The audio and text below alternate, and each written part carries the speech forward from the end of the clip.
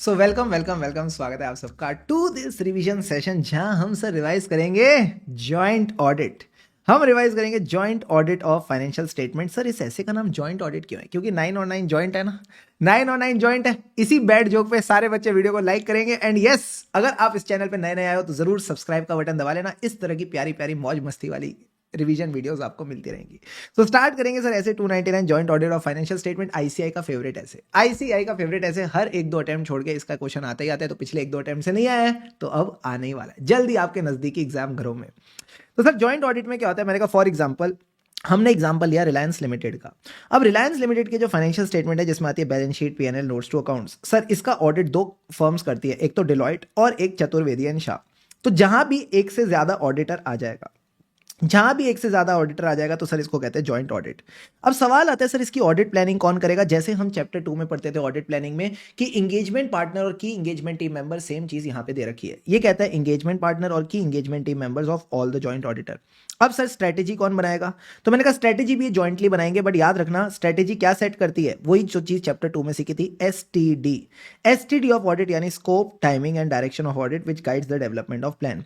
अब सर जो वहां पे हमने 5 स्ट्रेटेजी वाले पॉइंट दे रखे थे वही के वही यहां दे रखे हैं। सबसे पहले आता था स्कोप, टाइमिंग और डायरेक्शन। तो देखो यही दे रखा है।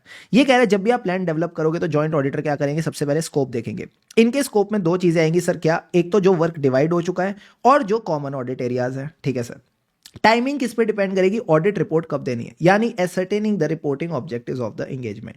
फिर सर डायरेक्शन, यानी इनके एफर्ट्स किस डायरेक्शन में जाएंगे। तो जहां भी इनको लगता है रिस्क ऑफ मटेरियल मिसस्टेटमेंट ज्यादा है भाई वहां पे एफर्ट्स डाल के चलो। Sir consider and communicate among all the joint auditors factors which are significant in directing the engagement team efforts. तो पहले 3 पॉइंट्स हो गए, स्कोप, टाइमिंग एंड डायरेक्शन।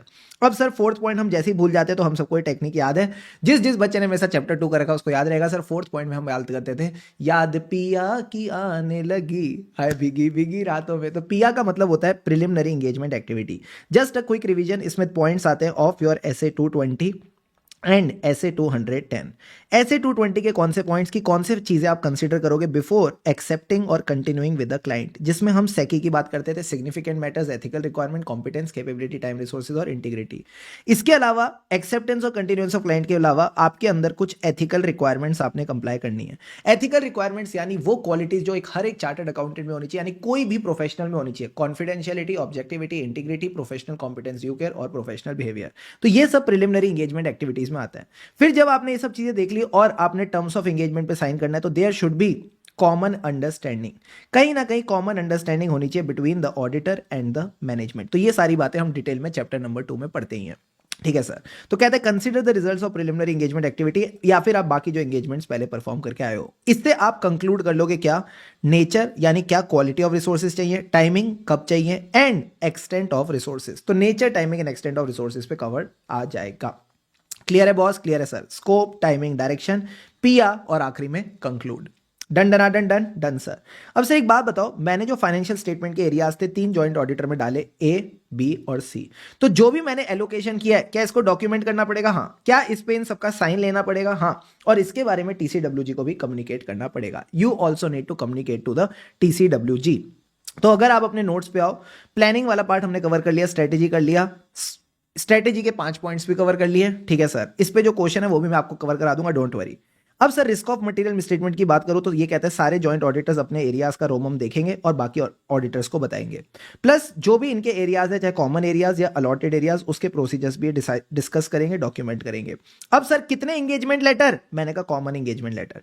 कितने written representation? Common written representation. और जो वर्क एलोकेशन डॉक्यूमेंट है सब sign करके टीसीडब्ल्यूजी को कम्युनिकेट करो। ये बेसिक पार्ट कंप्लीट सर। अब आता है टॉपिक ऑफ द डे। अब आता है best topic of the day, जिसमें हम बात करेंगे रिस्पॉन्सिबिलिटी ऑफ जॉइंट ऑडिटर की। ये कहता है जॉइंट ऑडिटर किसके लिए रिस्पॉन्सिबल है? सबसे पहले तो जो वर्क एलोकेट होकर उसके हिस्से आ गया उसके लिए रिस्पॉन्सिबल है, प्लस जो भी वो प्रोसीजर्स करेगा उसकी प्रॉपर एग्जीक्यूशन के लिए वही रिस्पॉन्सिबल है, कोई और नहीं। ठीक है सर। अब आते हैं कुछ ऐसे एरियाज हैं जिसके लिए सब रिस्पॉन्सिबल है, यानी all are jointly and severally responsible. तो मैंने कहा था वर्क डिवाइडेड के लिए तो वही रिस्पॉन्सिबल है, तो जो वर्क डिवाइड नहीं हुआ उसके लिए सब रिस्पॉन्सिबल। इसी से मिलता जुलता एक और पॉइंट, कॉमन ऑडिट एरियाज। तो जो कॉमन ऑडिट एरियाज में आपने प्लान करे हैं, nature, timing and extent of procedure, उस प्लानिंग के लिए सारे जॉइंट ऑडिटर्स रिस्पॉन्सिबल होंगे। सर एक बात बताओ, मान लो एक आईटी सिस्टम की टेस्टिंग हो रही है which is a common area. ठीक है। सबने मिलके डिसाइड किया कि इसके क्या प्रोसीजर होने चाहिए प्लानिंग के चीज के लिए, तो इसके लिए कौन रिस्पॉन्सिबल होगा? सब रिस्पॉन्सिबल होंगे, क्योंकि सबने इसके प्रोसीजर्स डिसाइड करे। बट एक्चुअल में जो एग्जीक्यूशन थी ये मिस्टर बी ने करी और मिस्टर बी ने गलती कर दी, तो कौन रिस्पॉन्सिबल होगा? Mister B. हो सर क्या बोल रहे हो? हाँ, अरे भाई जो कॉमन एरियाज की प्लानिंग है इसके लिए सब रिस्पॉन्सिबल है, बट जब बात आएगी एग्जीक्यूशन की तो जो काम खराब करेगा वही रिस्पॉन्सिबल होगा। ये बेसिक बात ध्यान रख के चलना, ये बात मैंने यहां भी बताई थी। प्रॉपर एग्जीक्यूशन के लिए वही रिस्पॉन्सिबल होगा जो काम खराब करता है। ठीक है, तो 2 पॉइंट्स हो गए, work not divided and common audit areas planning वाला। ठीक है सर, थर्ड पॉइंट क्या था? मैंने कहा थर्ड पॉइंट में बड़ा सिंपल था, हमारे पास 3 जॉइंट ऑडिटर थे, ए बी और सी। ए और बी चुपचाप अपना काम कर रहे थे, सी इनके पास आया। सी कहता है यार मेरा जो एरिया है इन्वेंट्री वाला, मुझे लगता है वहां पे फ्रॉड हो सकता है। हो, इन्वेंट्री वाले एरिया में फ्रॉड हो सकता है। ए और बी ने कहा चुप बैठ, छोड़ उसको। तीनों ने मिलकर ऑडिट रिपोर्ट साइन करी। ऑडिट रिपोर्ट साइन करने के बाद पता चला एक्चुअल में इन्वेंट्री में मटेरियल मिसस्टेटमेंट थी। एक्चुअल में इन्वेंट्री वाले एरिया में मटेरियल मिसस्टेटमेंट थी ड्यू टू फ्रॉड। तो मुझे बताओ सी गलत होगा या तीनों गलत? सर तीनों गलत। Matter brought to notice by C पर agreed by A B and C. तो जब भी एग्रीमेंट अमंग ऑल होगा कोई एक बंदे के मैटर पे, तो सबके सब रिस्पॉन्सिबल माने जाएंगे। ठीक है, तो 3 पॉइंट्स क्या हो गए? Work not divided, common audit area और ए बी सी वाला पॉइंट, यानी सी मैटर लेके आया और तीनों ने एग्री किया तो तीनों ही रिस्पॉन्सिबल माने जाएंगे। अगले के 2 पॉइंट्स बहुत सिंपल हैं सर, क्या? फाइनेंशियल स्टेटमेंट और ऑडिट रिपोर्ट। अगर आपने देखना है financial statement comply with the relevant statue तो सब रिस्पॉन्सिबल होंगे, यानी अगर कंपनीज एक्ट की बात करूं तो कंपनीज एक्ट से कंप्लायंस के लिए सब रिस्पॉन्सिबल है।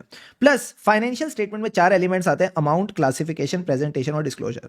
तो अमाउंट और क्लासिफिकेशन के लिए तो जो इंडिविजुअल जॉइंट ऑडिटर्स हैं वही रिस्पॉन्सिबल होंगे। But if I talk about presentation and disclosure, as per the applicable FRF, सबके सब रिस्पॉन्सिबल होंगे। अगला पॉइंट है ऑडिट रिपोर्ट। देखो ऑडिट रिपोर्ट कंप्लाई कर रही है with the companies act, standards on auditing, और इसके अलावा जो भी आईसी अपनी तरफ से पब्लिकेशंस निकालती है, प्रोनाउंसमेंट निकालती है, उससे कंप्लाई करके चलना है। ये आपके पांचों के पांचों पॉइंट्स की छोटी सी समरी भी हो गई। सारे बच्चे इधर फोकस करो। Work which is not divided, common audit areas यहां पे सबने डिसीजन लिया है, एग्रीमेंट अमंग ऑल एक बंदा मैटर लाया, और फाइनेंशियल स्टेटमेंट और ऑडिट रिपोर्ट। इसके अलावा सर हमने एक छोटा सा पॉइंट और कवर किया था, सारे बच्चे इधर फोकस करना। सर क्या? 2 जॉइंट ऑडिटर है, एक का नाम है बंटी, एक का नाम है बाबला। अब सर ये दोनों क्या कर रहे हैं? ये टेस्ट ऑफ कंट्रोल कर रहे हैं, टेस्ट ऑफ डिटेल कर रहे हैं। ये पीपी का, ये भी पीपी का। Very good. ऐसा जनरली होता नहीं है, बट दोनों बुद्धू लोग हैं तो ये लोग ऐसे इस तरह से कर रहे हैं। ठीक है सर। अब जब ये टेस्ट ऑफ कंट्रोल्स कर रहा था पीपी का, तो इसने देखा फिजिकल वेरिफिकेशन नहीं हो रखी। ठीक है सर। ये टेस्ट ऑफ डिटेल कर रहा है तो ये भी 4 असर्शंस चेक कर रहा है। क्या पीपी की 4 असर्शंस क्या होगी बैलेंस शीट आइटम में? ERCV, एग्जिस्टेंस, राइट, कंप्लीटनेस और वैल्यूएशन। तो मुझे बताओ अगर फिजिकल वेरिफिकेशन नहीं हो रही तो हो सकता है पीपी एग्जिस्ट ही ना करती हो, इसमें दिक्कत हो सकती है। तो क्या बंटी को इस चीज के बारे में बाबला को बताना चाहिए? हाँ सर बताना चाहिए। This should be communicated in writing before the audit completion. Before the audit completion, तो यही बात आपके नोट्स में दे रखी है सर। क्या? सारे बच्चे नोट्स में फोकस करो। ये कहता है if the joint auditor comes across a matter which is relevant to other joint auditor, कहीं ना कहीं वो दूसरे के लिए रेलिवेंट है, उसका अटेंशन डिजर्व करता है, तो चुपचाप कम्युनिकेट करो in writing prior to the completion of audit. अब आता है last topic of this part. Sir हमें रिपोर्ट जो देनी है वो कैसे देनी है? इंगेजमेंट लेटर कितने थे? 1 था। रिटर्न रिप्रेजेंटेशन कितनी थी? 1 थी, कॉमन थी। तो इसी तरह से यहां पे कॉमन ऑडिट रिपोर्ट आएगी। But Alia bad joke sir. तो मैंने कहा अगर कॉमन ऑडिट रिपोर्ट नहीं देनी तो क्या हो सकता है? सर अगर देयर इज अ डिसएग्रीमेंट, तो डिसएग्रीमेंट मतलब ए और बी अलग चल रहे हैं, सी अलग चल रहा है, तो क्या बचपन जैसा होगा कि मेजॉरिटी विंस, जैसा ए बी कहेंगे वैसा होगा? नहीं नहीं सर, छोरी बच्ची हो क्या? ये बचपन वाला नहीं है कि मेजॉरिटी विंस। यहां पे आपको सेपरेट रिपोर्ट देनी पड़ेगी। Here you will give a separate report, A और बी अपनी रिपोर्ट, सी अपनी रिपोर्ट। सर अब एक बात बताओ, ए बी ने अपनी रिपोर्ट दी, सी ने अपनी रिपोर्ट दी, ये इन यूजर्स के पास गई, ये इन यूजर्स के पास गई, इनको कैसे पता चलेगा इसके बारे में? इनको कैसे पता चलेगा इसके बारे में? तो ये क्या करते हैं, अपनी अपनी रिपोर्ट में दूसरी रिपोर्ट की रेफरेंसिंग करेंगे through a other matter para. तो यही बात आपके यहां पे लिख रखी है, सारे बच्चे इधर देखो। Common report, but if they disagree, separate report, उसमें रेफरेंसिंग करके चलना, अब पानी के 2-2 घूंट लगा लो, लगा लिए सर।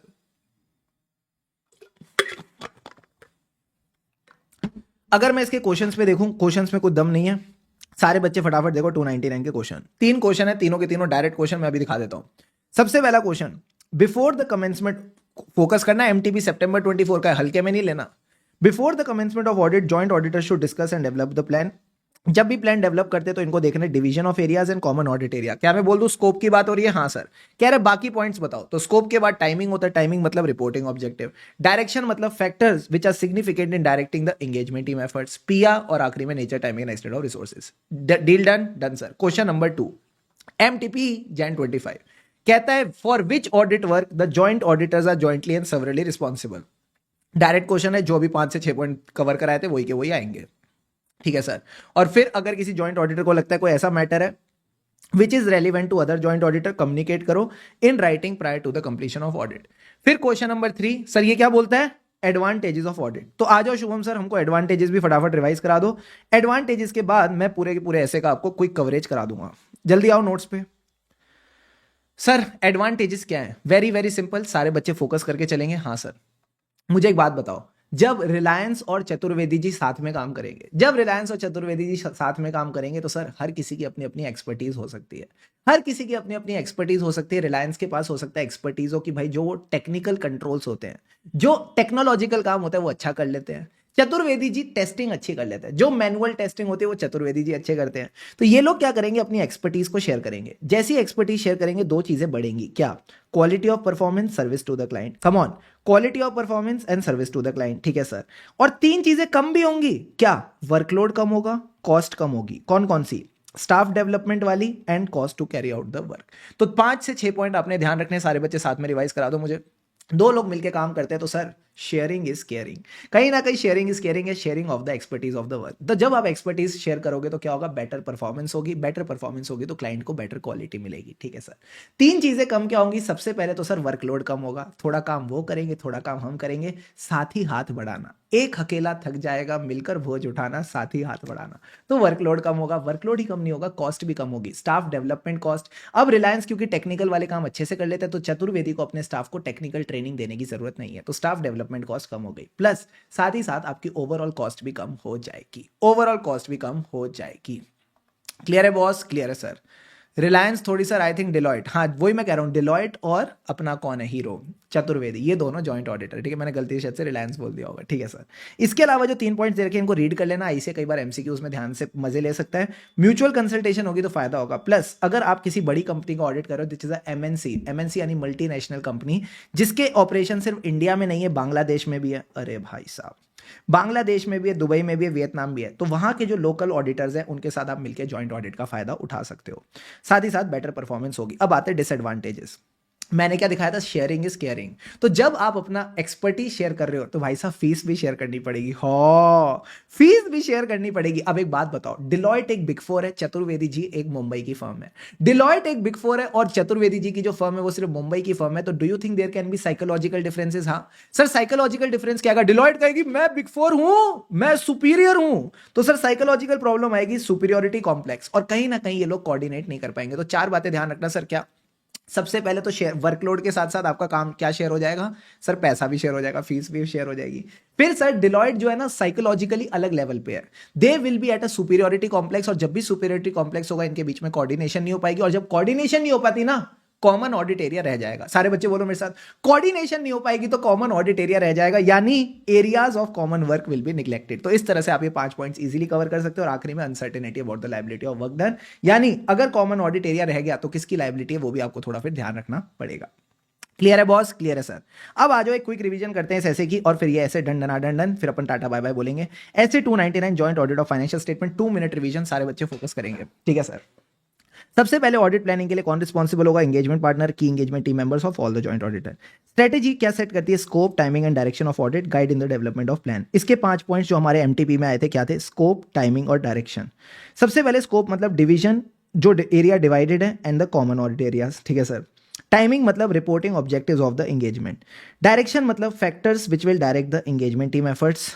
इसके बाद पॉइंट भूलना मत, पिया, पिया यानी प्रिलिमिनरी एंगेजमेंट एक्टिविटी, और बाकी सिमिलर एंगेजमेंट पे आपको क्या रिजल्ट्स मिले हैं उसके बेसिस पे you decide the nature, timing and extent of resources. Clear है बॉस? क्लियर है सर। अब जो रिस्क ऑफ मटेरियल स्टेटमेंट है, हर जॉइंट ऑडिटर अपने एरिया का असेस करेगा, कम्युनिकेट करेगा to others auditors. Discuss and document the nature, timing and extend of procedure, जो भी आपके कॉमन ऑडिट एरियाज के हैं, स्पेसिफिक अलॉटेड एरियाज के हैं।